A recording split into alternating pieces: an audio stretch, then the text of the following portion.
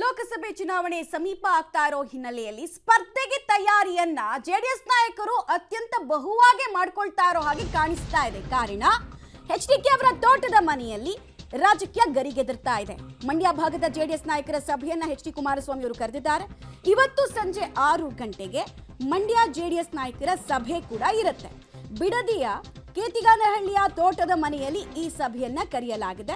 Mandya ticket ಬಹುತೇಕ JDS ಪಕ್ಷಕ್ಕೆ ಹೋಗುತ್ತೆ ಎನ್ನಲಾಗ್ತಾ ಇರೋ ಬೆನ್ನಲ್ಲೇ ತಯಾರಿಯನ್ನು ಅವರು ಮಾಡ್ಕೊಳ್ತಾ ಇದ್ದಾರೆ, ರೆಡಿ ಮಾಡ್ಕೊಳ್ತಾ ಇದ್ದಾರೆ, ಪಿಚ್ ಟೆಸ್ಟ್ ಮಾಡ್ತಾ ಇದ್ದಾರೆ.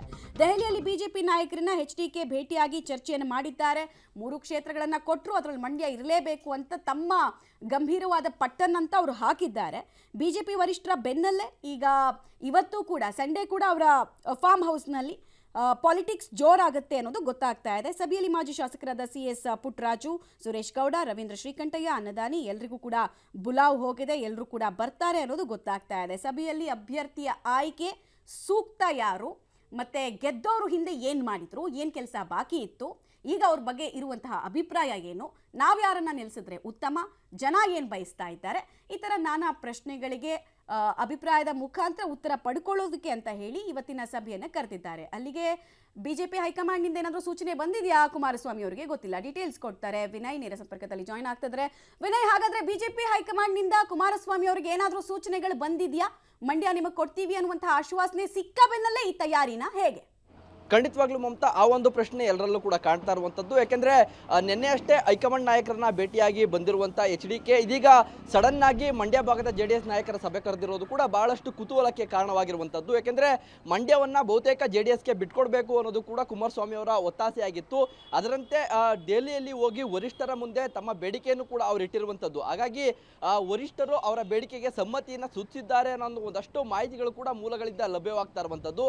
ಆ ನಿಟ್ಟಿನಲ್ಲಿ ಎಚ್.ಡಿ.ಕೆ ಅವರು ಆ ಒಂದು ಏನು ಮಂಡ್ಯ ಕ್ಷೇತ್ರದಿಂದ ಮೈತ್ರಿ ಅಭ್ಯರ್ಥಿಯನ್ನಾಗಿ ಯಾರನ್ನ ಹಾಕಬೇಕು, ಯಾರನ್ನ ಹಾಕಿದ್ರೆ ನಾವು ಈಸಿಯಾಗಿ ಗೆಲುವನ್ನು ಸಾಧಿಸಬಹುದು ಅನ್ನೋ ಒಂದು ಲೆಕ್ಕಾಚಾರವನ್ನ ಇಟ್ಕೊಂಡಿರುವಂಥದ್ದು. ಯಾಕಂದ್ರೆ ಬಹುತೇಕ ಕಾಂಗ್ರೆಸ್ನ 5 ಶಾಸಕರು ಇದೀಗ ಕ್ಷೇತ್ರದಲ್ಲಿದ್ದಾರೆ. ಹಾಗಾಗಿ ಅದರ ನಡುವೆ ನಾವು ಈ ಒಂದು ಕ್ಷೇತ್ರದಲ್ಲಿ ಜಯವನ್ನ ಸಾಧಿಸಬೇಕು ಅಂದ್ರೆ ಯಾವ ರೀತಿಯಾದಂಥ ಲೆಕ್ಕಾಚಾರಗಳನ್ನ ಇಟ್ಕೊಳ್ಬೇಕು ಅನ್ನೋ ಒಂದಷ್ಟು ಚಿಂತನೆಯನ್ನ ಜೆಡಿಎಸ್ ಮಾಡ್ತಾ ಇದೆ. ಆ ನಿಟ್ಟಿನಲ್ಲಿ ಏನು ಮಂಡ್ಯ ಭಾಗದ ಒಂದು 5-6 ಮಾಜಿ ಶಾಸಕರನ್ನ ಸೇರಿದಂತೆ ಸ್ಥಳೀಯ ಒಂದು ಮುಖಂಡರೇನಿದ್ದಾರೆ ಅವರನ್ನು ಕೂಡ ಇವತ್ತು ಸಂಜೆ 6 ಗಂಟೆಗೆ ತೋಟದ ಮನೆಗೆ ಕರೆದಿರುವಂಥದ್ದು.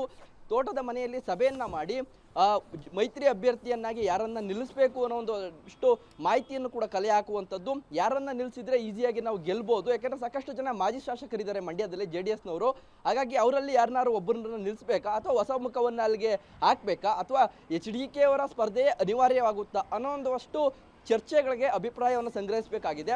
ಆ ವಿಚಾರವಾಗಿ ಇವತ್ತು ಸಂಜೆ 6 ಗಂಟೆಗೆ ಮಂಡ್ಯ ಭಾಗದ ನಾಯಕರ ಒಂದಷ್ಟು ಸಭೆಯನ್ನು ಕೂಡ ನಡೆಸುವಂತ ಮೂಲಕ ಎಚ್.ಡಿ.ಕೆ ಅವರು ಮೈತ್ರಿ ಅಭ್ಯರ್ಥಿಯ ಆಯ್ಕೆ ವಿಚಾರವಾಗಿ ಸೂಕ್ತ ನಿರ್ಧಾರವನ್ನು ಕೈಗೊಳ್ತಾರೆ ಅನ್ನೋ ಮಾಹಿತಿ ಕೂಡ ಲಭ್ಯವಾಗ್ತಾ ಇರುವಂತದ್ದು. ಮಮತಾ, ವಿನಯ್, ಇಲ್ಲಿ ತುಂಬಾ ಇಂಟ್ರೆಸ್ಟಿಂಗ್ ಅನ್ಸೋದು, ಹೋದ ಸಲ ಒಳ ಏಟಿನ ಕಾರಣಕ್ಕೋಸ್ಕರ ಸೋತಿದ್ರು ನಿಖಿಲ್ ಅವರು.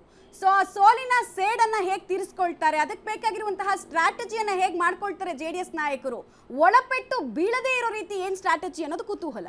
ಖಂಡಿತವಾಗ್ಲೂ ಮಮತಾ, ಯಾಕೆಂದ್ರೆ ನಿಖಿಲ್ ಕುಮಾರಸ್ವಾಮಿ ಅವರು ಕಳೆದ ಚುನಾವಣೆಯಲ್ಲಿ ಏನು ಸ್ಪರ್ಧೆ ಮಾಡಿದ್ರು, ಸಾಕಷ್ಟು ಒಳ ಏಟಿನಿಂದನೇ ಅವರು ಸೋತರು ಅನ್ನೋದು ಕೂಡ ಎಲ್ರಿಗೂ ಗೊತ್ತಿರುವಂಥ ವಿಚಾರ. ಯಾಕಂದರೆ ಒಂದಷ್ಟು ಜೆಡಿಎಸ್ನವರೇ ಅವರ ಸ್ಪರ್ಧೆಗೆ ವಿರೋಧವನ್ನು ವ್ಯಕ್ತಪಡಿಸಿದ್ರು. ಯಾಕಂದರೆ ಮುಖ್ಯಮಂತ್ರಿ ಮಗ ಇಲ್ಲಿ ಬಂದು ಸ್ಪರ್ಧೆ ಮಾಡಿದರೆ ಸ್ಥಳೀಯ ನಾಯಕರಿಗೆ ಹಿಡಿತ ತಪ್ಪುತ್ತೆ ಅನ್ನೋ ಒಂದಷ್ಟು ವಿಚಾರಗಳು ಚರ್ಚೆ ಆಗ್ತಾ ಇದ್ದು. ಅದರ ಜೊತೆಗೆ ಏನು ಅವರ ವಿರುದ್ಧವಾಗಿ ನಿಂತಿದ್ದಂಥ ಸುಮಲತಾ ಅವರೇನಿದ್ದಾರೆ ಅವರ ಬಗ್ಗೆ ಜೆಡಿಎಸ್ನ ನಾಯಕರು ಆಡಿದ ಮಾತುಗಳೇನಿವೆ ಇದು ಜೆಡಿಎಸ್ನ ಸೋಲಿಗೆ ಕಾರಣ ಆಯಿತು ಅನ್ನೋದು ಕೂಡ ಜಗಜ್ಜಾಹೀರ ಆಗಿರುವಂಥದ್ದು. ಹಾಗಾಗಿ ಈ ಚುನಾವಣೆಯಲ್ಲಿ ಯಾವ ರೀತಿಯಾದಂಥ ಒಂದಷ್ಟು ನಿಲುವುಗಳನ್ನು ತೆಗೆದುಕೊಳ್ಬೇಕು, ಯಾವ ರೀತಿ ನಾವು ಚುನಾವಣೆಯ ರೂಪುರೇಷೆಗಳನ್ನು ತೆಗೆದುಕೊಳ್ಬೇಕು ಅನ್ನೋದ್ರ ಬಗ್ಗೆ ಕೂಡ ಚರ್ಚೆ ಕೂಡ ಆಗುತ್ತೆ. ಇವತ್ತು ಬಹಳ ಪ್ರಮುಖವಾಗಿ ಸಂಸದೆ ಸುಮಲತಾ ಅವರು ಕೂಡ ಈ ಬಾರಿ ಬಿಜೆಪಿ ಅಂದರೆ ಮೈತ್ರಿ ಪಕ್ಷದ ಆಕಾಂಕ್ಷಿಯಾಗಿದ್ದಾರೆ.